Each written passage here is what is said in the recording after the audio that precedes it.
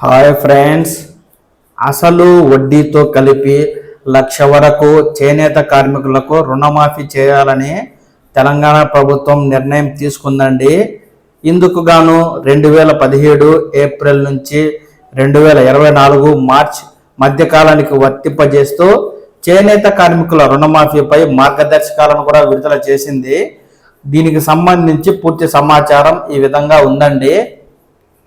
రాష్ట్రంలోని చేనేత కార్మికులకు అసలు వడ్డీ కలిపి 1,00,000 రూపాయల వరకు ప్రభుత్వం రుణమాఫీ చేయనుంది.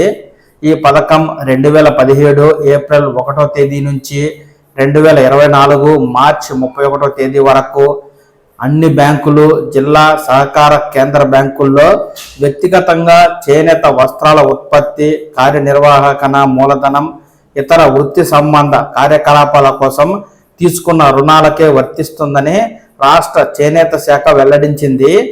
ప్రధాన్ మంత్రి రోజ్గార్ యోజన, చేనేత క్రెడిట్ కార్డుల కింద తీసుకున్న రుణాలను సైతం మాఫీ చేయనున్నట్లు ప్రభుత్వం పేర్కొంది.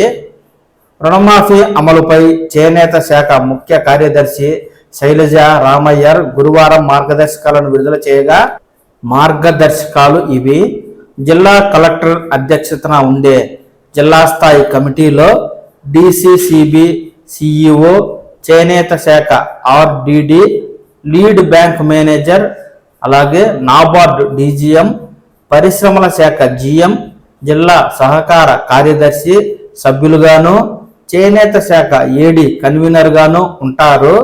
జిల్లా పరిధిలో చేనేత కార్మికులు నిర్దిష్ట కాలంలో రుణాలను పొందిన వివరాలను శాఖలో ఏడీలు బ్యాంకర్ల నుంచి సమీకరించి వాటి ఆధారంగా కార్మికులకు క్లెయిములను తయారు చేసి జిల్లా స్థాయి కమిటీ ఆమోదం కోసం పంపిస్తారు.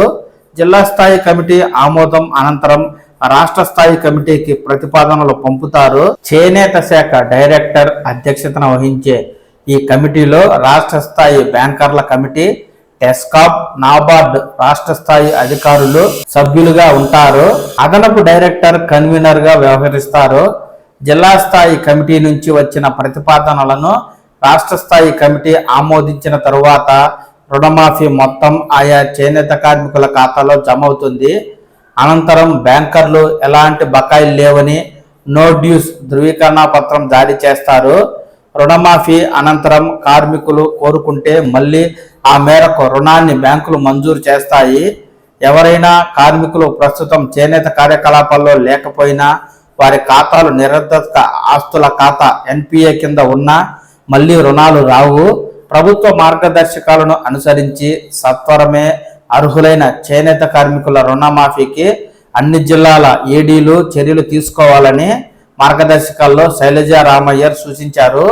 ఈ నేపథ్యంలో త్వరలోనే జిల్లా స్థాయి కమిటీలు ఈ యొక్క లబ్ధిదారుల వివరాలను రాష్ట్ర స్థాయికి పంపిస్తే ఆపై రాష్ట్ర స్థాయి అధికారులు పరిశీలించి ఆమోదముద్ర వేస్తే అసలు వడ్డీ కలిపి 1,00,000 వరకు రుణమాఫీ 2017 ఏప్రిల్ నుంచి 2024 మార్చి 31 మధ్యకాలానికి వర్తింపజేస్తూ చేనేత కార్మికుల రుణాలను మాఫీ అయితే తెలంగాణ ప్రభుత్వం చేయనుంది.